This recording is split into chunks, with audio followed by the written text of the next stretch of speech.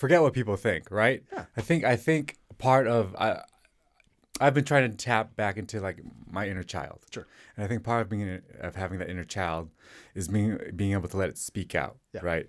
And let your imagination run wild. And there's nothing wrong with that, right? If you're a creative person, let your creativity go rampant, and you can always pull back. You know, you can always More is better than less. Exactly, you know. And a lot of times people say, "Oh, you know, you're too much, you're trying too much," you know. But I think, "Oh, so what?" You know? I mean, that's what kind of makes you stand out, and that's where I think the best things come from is when you like have a vision that's so big and so grand and you just go for it. You know? Because everyone censors themselves, you know, in some way. Yeah. Or tempers what they think they can do. You know, but I think whatever it is, just go for it. Yeah. For me, it's something I'm working on is like self-worth. It's like, can I accept someone saying thank you to me? Yes. And how can I accept that my partner is here because she genuinely loves me? Can I accept that my brother is hanging out with me because he genuinely wants to spend time with me? Yeah. Is that something that you also deal with? Like, I can see that also kind of tying in with the anxiety of your dating life. Yeah. Oh, all of it comes to self-worth. Yeah. You know, and then one thing I learned from my therapist is she's like, "Hey, you were born worthy." Right? We're all born worthy. Right? It's just something along the way where that makes us think we're not worthy of love or friendship or affection. But of course we're worth it. You know, I mean, and then I struggle with that too, where a lot of my insecurity or when I slide into an anxious attachment style, I think people are going to leave me or I'm not worthy of their love, when that is never the case.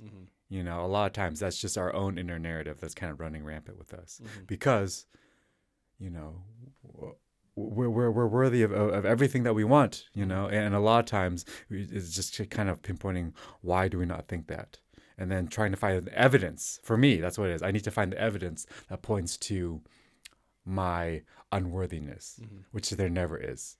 You know, all the evidence points to worthiness, right? Yeah. And a lot of times it's just, I think the thoughts can be pulled to you know, if I do have a, you know, let's say my partner goes and buys me coffee when I didn't ask her to, let's keep something like this. And then I'm like, oh, thank you. And then in my head, it's always like, she brought me coffee. I got to one up her. I got to go get breakfast. Oh my gosh. Yeah. I've told her like, because sometimes, we either whether it's that or just like a simple like, oh, I love you too. Yeah. It's like, I love you more. Yeah. Hey, right. I love you more.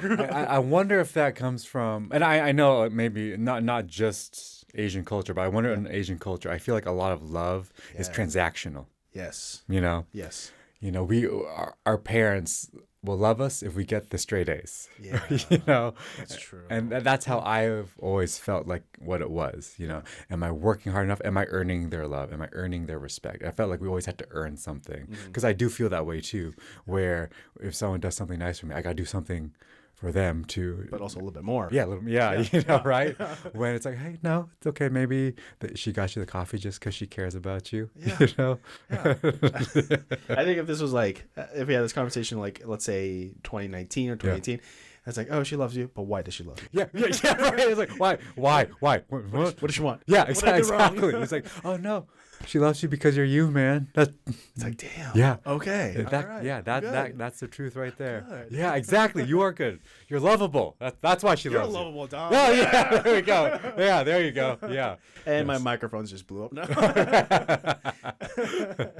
Squashing generational trauma right here, man. This also, when you did get Hank, a friendly neighbor, and you got to have that first role that's non-Asian generic, and again, the clip I saw, you weren't doing high kicks or you weren't like, doing any kind of martial arts. Was there any thought of like, will my parents still think I'm living up to the Asian culture? Or is there something of like, will they be disappointed if I'm not continue on with the you know, the Asian role types that are out there for me to get? Yeah. No, frankly, that didn't cross my mind at all, because it didn't until just now. So for me, that's a good question to ask. Oh yeah, no, they were just happy that I got in a movie, you know, that they could probably see on TV. Like I said, they're just been the most supportive Okay. for sure. Yeah. Good. Mhm. Good. Yeah. And then, so when we talked the first time, we talked about Crazy Rich Asians and how that's like a full-on Asian cast that only you see some white people, but they're like the baristas or something like that for background characters. And then my partner and I started watching this show called Fresh Off the Boat. So which is centered on an Asian family, all Asian. So it's like this is fun. It's great. And then Shang-Chi comes by, and then the first. I mean, I could be wrong on this one. So Disney, if you hear this, please correct me if I'm wrong. At least to my knowledge, that's like the first full Asian, or as full Asian as it can be, superhero movie. Yeah. What was it like when you at least heard of it coming out and you saw it? I remember you were at least, I think it was kind of on your radar. Yeah. Like you knew of it before it was coming out. It was about it. Yeah. totally on my radar, because it's like, oh my gosh, Marvel's first Asian superhero. Yeah. Oh, every Asian man actor wanted to do that role. Yeah. And I had a lot of hope for it. 2018 was when they first cast it. Okay.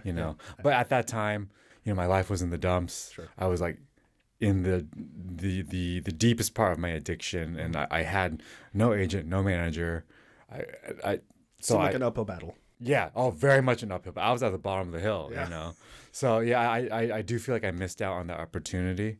But I think it just wasn't meant for me at that time. Yeah. But I was very happy to see it out there and happy to see that the movie did well. Yeah. That got great reviews. Yeah. People loved it. Yeah. And it highlighted Asian culture in a very great way. Yes. And all parties involved did a great job. And so I was very happy for that. Yeah. So, I remember I kind of, as the Marvel fan, I don't know, again, people watching the clips will see behind Dom is Iron Man's first comic book cover.